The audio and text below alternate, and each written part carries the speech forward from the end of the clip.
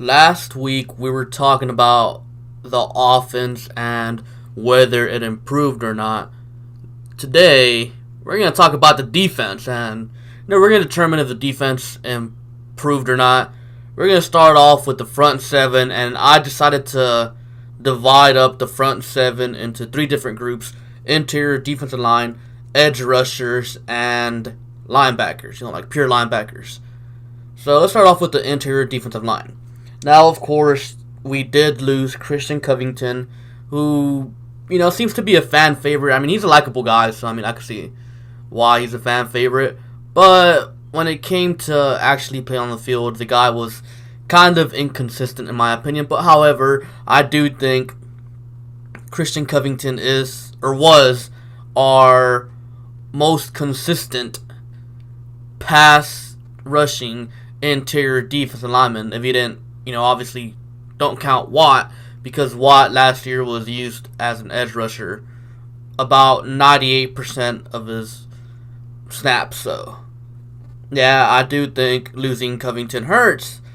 But the Texans added Charles Omenihu, who I think is better than Christian Covington. Early on, he might not provide as much help in the run game as Christian Covington, but I don't care about that because we have Angelo Blackson, Brandon Dunn, DJ Reader, Joel Heath, and even Carlos Watkins, who can all, do damage in the run game in the interior of the D-line.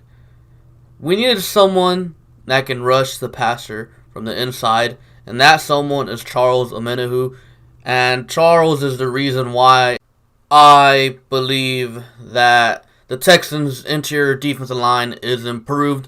And of course, you got Carlos Watkins going into his third year. Maybe he finally does something after 2 years of really not doing much. But to be fair, he hasn't really had an opportunity to do much because there's been a bunch of worthy guys ahead of them.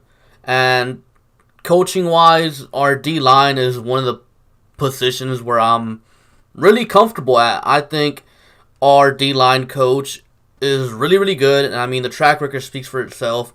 Brandon Dunn, DJ Reader, Angelo Blackson, Joel Heath, Christian Covington, late-round picks, and even an undrafted guy in there. And they're doing a pretty good job. I'm not saying these guys are elite players, but they're really solid players, except maybe DJ Reader, who I would say is an elite nose tackle. So, really comfortable with the interior defensive line. I think it got better with the addition of Charles Omenihu. Hopefully, Omenihu can keep his weight up, because in college he did play at 265 pounds.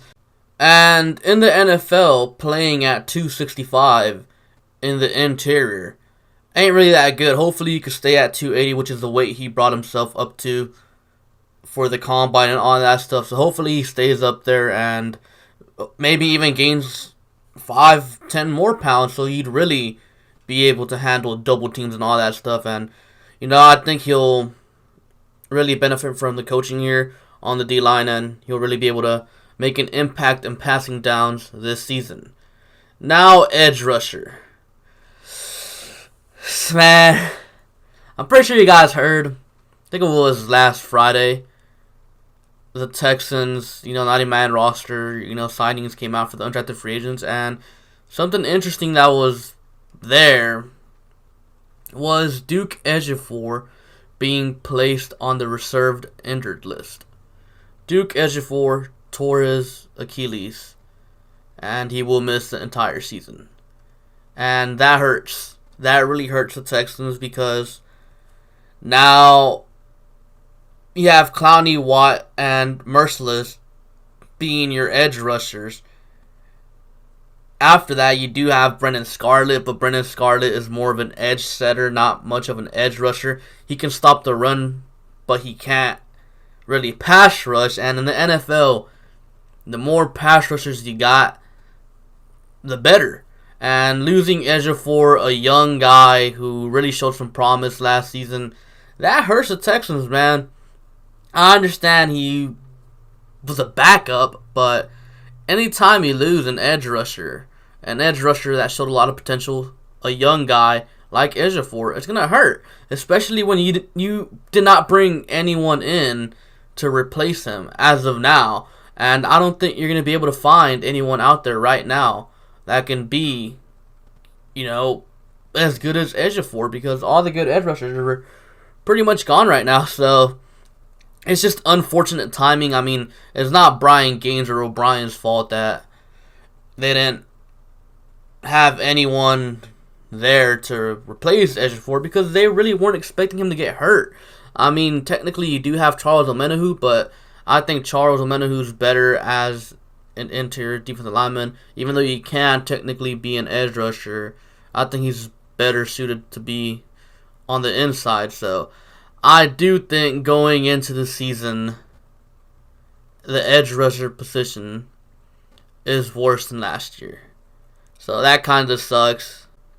I really would have liked Ejiofor to be going in there every now and then to give Clowney and Watt a break. And, hopefully if Cornell utilizes Whitney Merciless properly, then the lack of Ejiofor's presence isn't really going to be felt as much. It's all about really how Cornell uses his guys, if he uses them properly. But I will say this, Lord forbid if Clowney or Watt goes down, at least we still had Ejiofor behind Whitney Merciless. Because look, if Watt or Clowney goes down, obviously the clear replacement is going to be Merciless. Merciless is going to be that edge rusher. But what's behind Merciless now that Ejiofor's hurt? No one. So, you're kind of in a tough spot there. And, Watt has had an injury history early on in his career. Clowney had an injury history. So, that is not good in my opinion. So, let's move on to the linebackers. I think the linebackers, although they didn't really make any moves at the linebacker position, I do think the linebacker position is better, simply based on the fact that Zach Cunningham, Dylan Cole, and Pierre Colombayi are all young, and I see them all getting better. And of course, you even got Brendan Scarlett, who's still young as well, who can play linebacker, who can be a run thumper on the inside as an inside linebacker. So I feel comfortable about our linebacker position.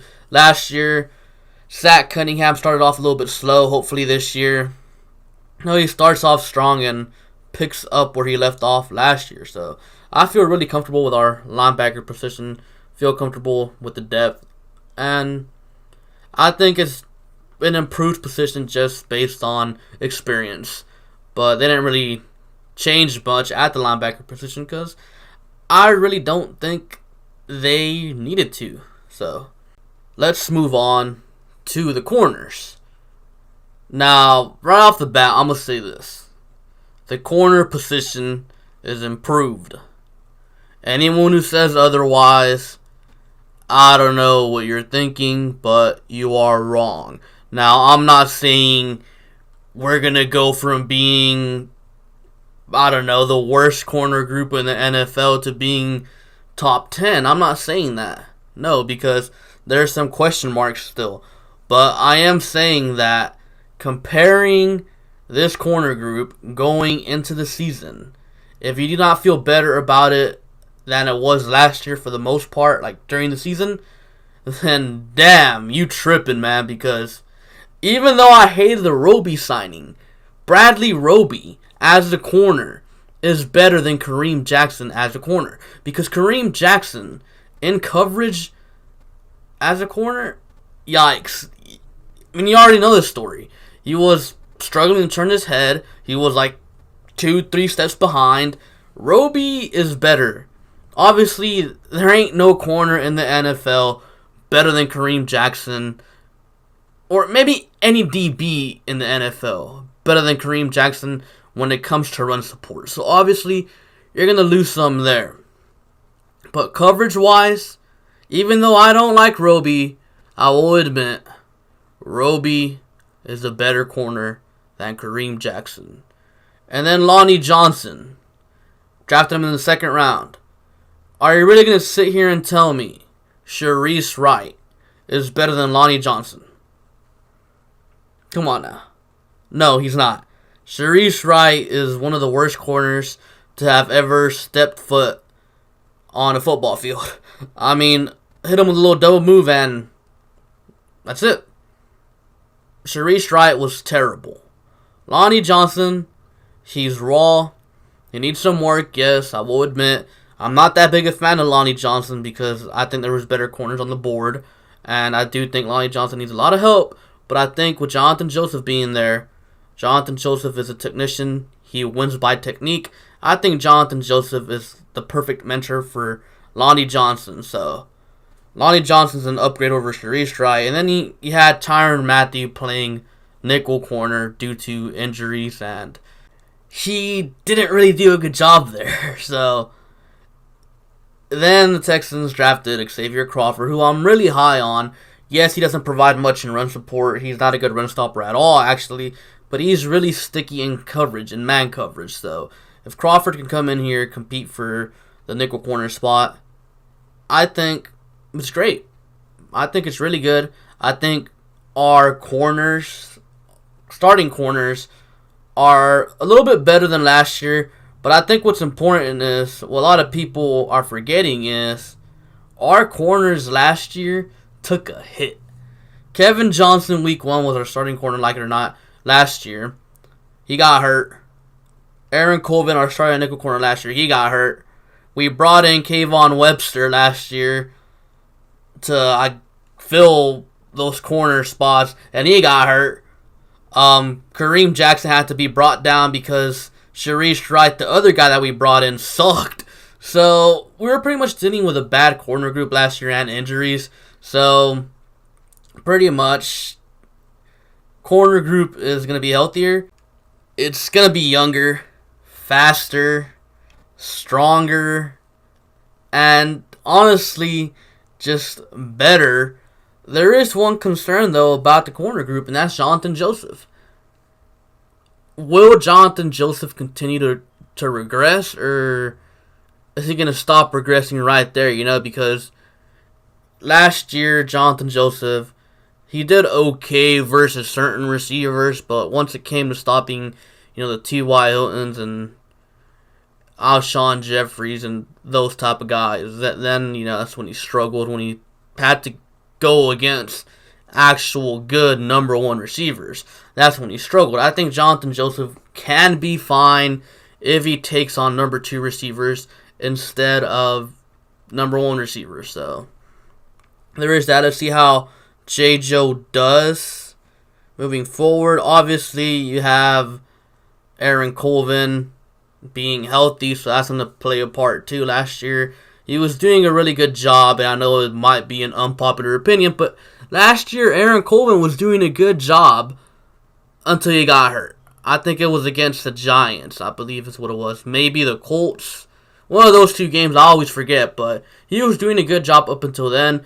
Then he had a bum ankle. He was playing on that bum ankle, and he allowed a touchdown, and that's what everyone remembers, him allowing that touchdown. So, yeah, but I think Colvin, healthy, is better than an unhealthy Colvin, so there is that.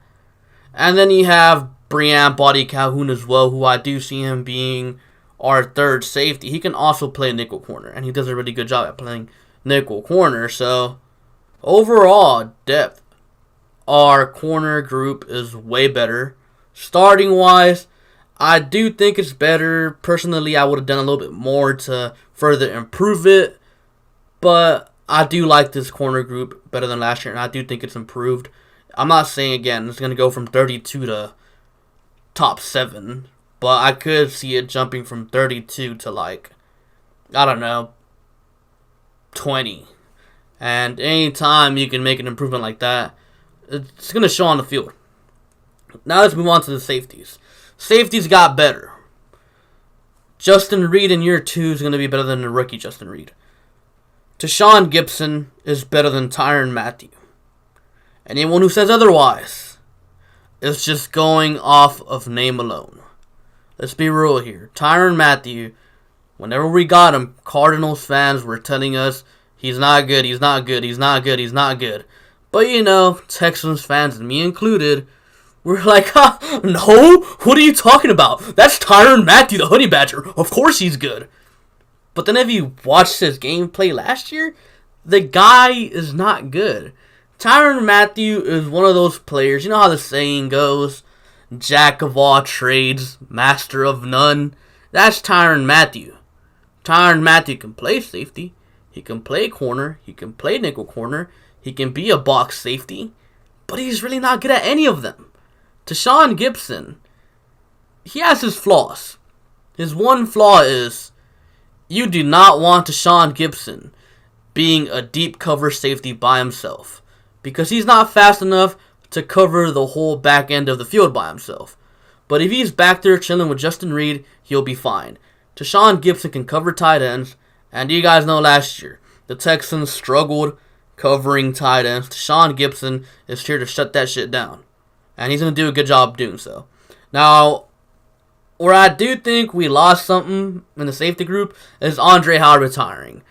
That one came out of nowhere, and I'm honestly still shocked about it. And